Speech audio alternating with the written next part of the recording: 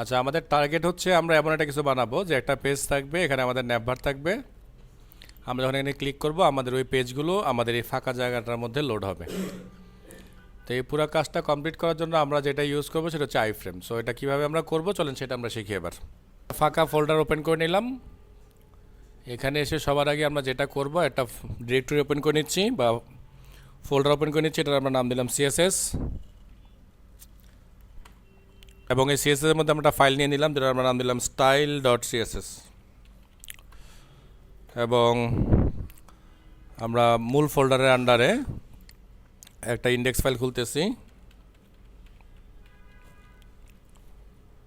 এটা আমাদের ফোল্ডারে চলে আসছে, আমরা এটা টান দিয়ে সরিয়ে এটাকে মুভ করে রুট ফোল্ডারে নিয়ে নিলাম। আর একটা ফোল্ডার ওপেন করব, এটার নাম দিচ্ছি আমরা টেবল ডট এসটিএমএল।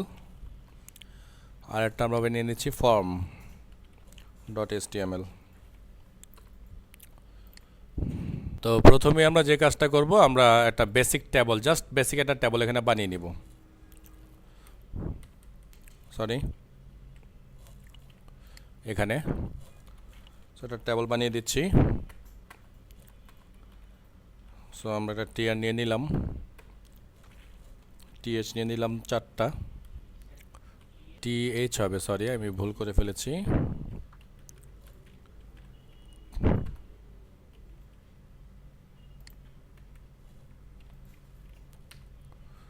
ওকে, সো প্রথমে আমরা দিয়ে দিলাম name, result, class, marks. So একটা টিয়ার হয়ে গেল। আমরা আবার বাকি টিয়ারটা নিয়ে নিচ্ছি। এটার মধ্যে আমরা টিডি নিয়ে নিচ্ছি 4টা। তো আমরা নেম দিয়ে দিলাম, একটা আছে তানভীর। দ্বিতীয় কলামটার মধ্যে আমরা কিছু রাখবো না। তৃতীয় কলামটার মধ্যে আমরা দিচ্ছি ক্লাস, সে 10। একটা মার্কস বসিয়ে দিলাম আমরা এখানে 50। আমি জাস্ট এই পুরো কলামটাকে একটা কপি দিয়ে দিলাম, নামটা শুধু চেঞ্জ করে দিচ্ছি আমি। Class 11, marks 70। জাস্ট আমি একটু রান করে দেখবো কী অবস্থা এটার। যখন রান করলাম এটার অবস্থাটা এমন দাঁড়িয়েছে। আমরা একটু আরেকটু ঠিকঠাক করবো, সিএসএস অ্যাটাচ করবো। তো সিএসএস অ্যাটাচ করার জন্য আমরা যেটা করবো, শুরুতে আগে সিএসএসটা কানেক্ট করে নিই, যেহেতু আমাদের অলরেডি ফাইল বানানোই আছে। সো লিঙ্ক সিএসএস, আমাদের ফোল্ডার থেকে আমরা স্টাইল সিএসএসটাকে এখানে নিয়ে নিলাম। সো এটার মধ্যে আমরা প্রথমে একটু গ্লোবাল সিএসএসটাকে দিয়ে রাখি। তো প্রথমে আমরা মার্জিন প্যাডিংকে 0 করে রাখবো এখানে।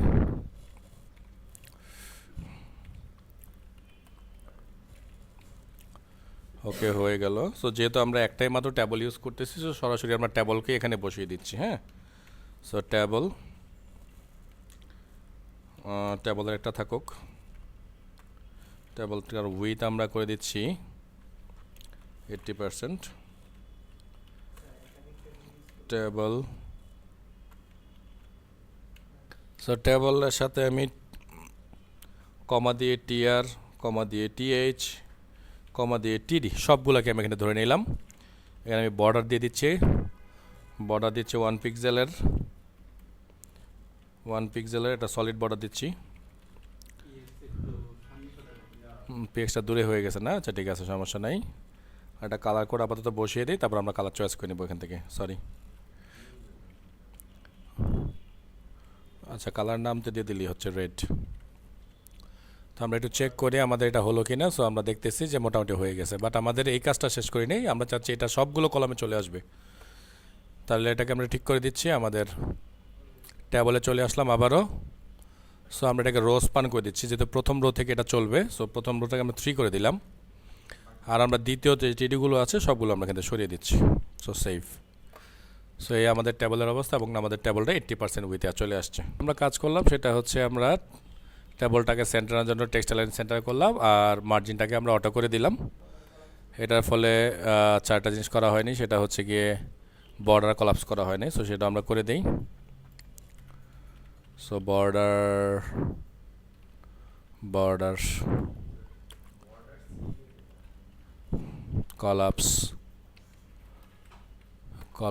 কলাপস চলে আসলো। সো আমাদের বর্ডার কলাপস হয়ে গেছে, ওকে ফাইন। আমরা ট্যাবলে চলে আসতেছি। আমরা এখানে চাইলে একটা ক্যাপশন ইউজ করতে পারি, দেখি caption student info.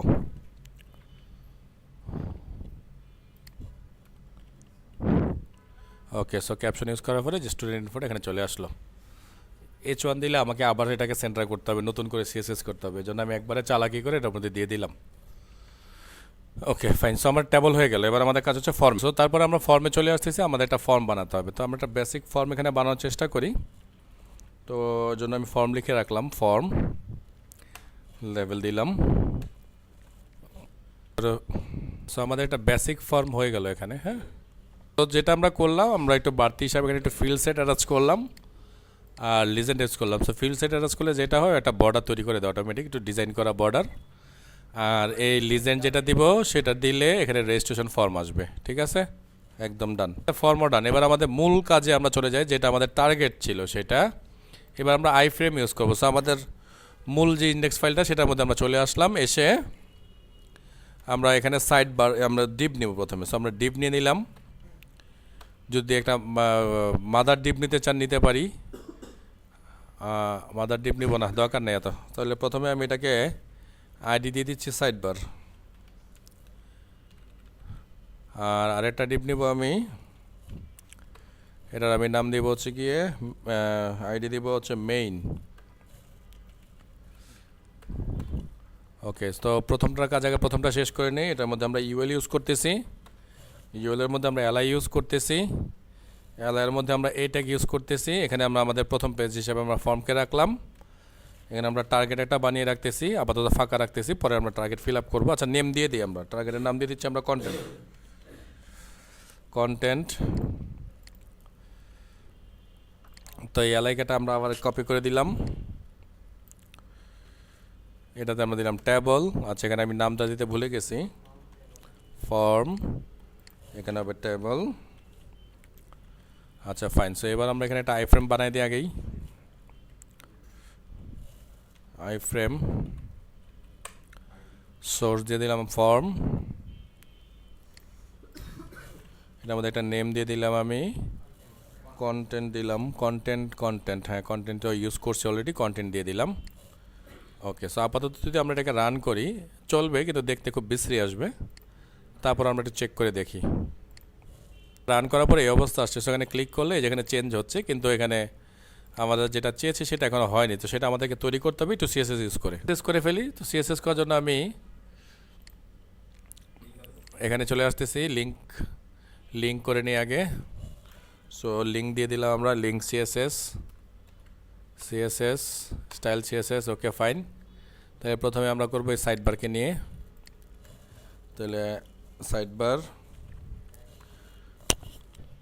So side বারে আমরা দিয়ে দিচ্ছি। সাইড বারে পুরো জায়গাটাকে আমরা দখল করি প্রথমে। তাহলে আমরা প্রথমে উইথ দিয়ে দিলাম আগেই। সো উইথ আমরা দিয়ে দিচ্ছি 20%, 20 না 10% দিই, 10% দিলাম। হাইট আমরা দিয়ে দিলাম, অটো দিতে পারি।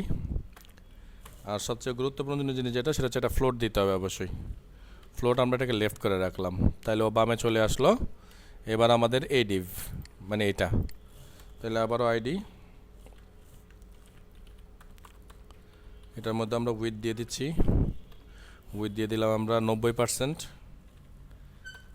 এখানে আমরা ফ্লোট দিল, আচ্ছা হাইট দিচ্ছি, হাইটটাকে আমরা 100 ভিএস দিয়ে রাখবো।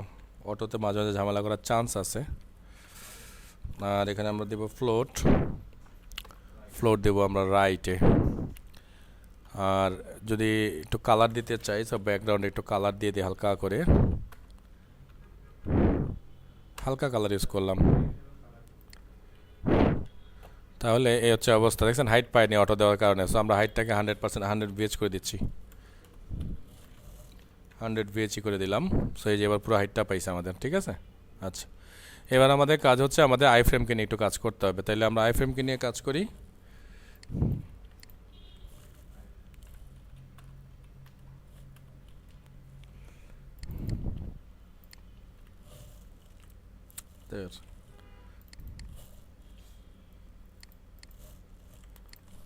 মানে মেনের মধ্যে যে আই ফ্রেম আছে তাকে নিয়ে কাজ করতে চাচ্ছি, যদিও ডাইরেক্টলি করলে কিছু হইতো না, তারপর আমি রিস্ক নিলাম না আর কি, মানে যদি কখনো আরেকটা আই ফ্রেম ইউজ করি তাহলে যেন ঝামেলা না করে আমাদের। ওকে, এই জন্য এটা করলাম। তাহলে এবার আমরা আই ফ্রেমের মধ্যে চলে আসি, এখানে আমরা উইথ করে দিচ্ছি 100%,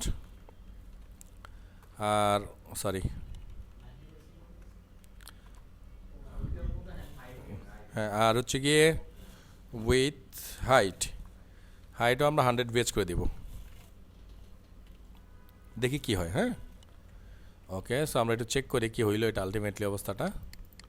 মনে তো হচ্ছে ঠিক আছে। সো ফর্ম, এই যে টেবল, কোনো ঝামেলা নেই, বাস ডান। কাজ বাকি রয়ে গেছে আমাদের এই ফর্মের, মানে এই নিচের দাগ টাগগুলো একটু তুলে দিই আমরা, যেহেতু একটা মেনু সুন্দর করে দিই এটাকে। তাহলে আমরা আরেকটু সিএসএস করি আমরা।